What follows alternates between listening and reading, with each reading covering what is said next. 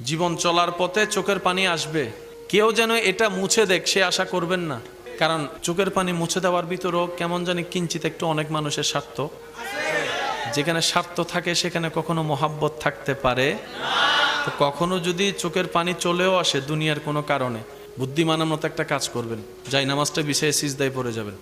দুনিয়ার মানুষ আপনাকে কষ্ট দিয়েছে দুনিয়া থেকে দূরে রাখার জন্য, কিন্তু আপনি যদি সৌভাগ্যবান হন ওই কষ্টটাকে কষ্ট হিসেবে নিয়ে, অন্তরের সে ব্যথাটাকে চোখের পানি হিসেবে নিয়ে রবের দরবারে সিজদায় পড়ে যাবেন। সে আপনাকে দুনিয়া থেকে আলাদা করতে চাইছে, দুনিয়ার চোখে ফেল করাতে চাইছে, কিন্তু আপনার এই বুদ্ধিমানের ধৈর্যশীলের কাজ, আপনার সিজদায় পড়ে যাওয়া আপনাকে রবের রহমতের এমন কাছে নিয়ে যাবে। সে আপনাকে ছোট্ট দুনিয়া থেকে মারুম করতে চেয়েছে, ওদিকে আপনার রব আপনার চোখের পানি দেখে খুশি হয়ে আপনাকে জান্নাতও দিয়ে দিতে পারে। সেজন্য মনে রাখবেন, রবের বান্দা কখনো লসে নাই। তারা কাঁটা ফুটলো লাভ, গালি শুনলো লাভ, বদনাম শুনলো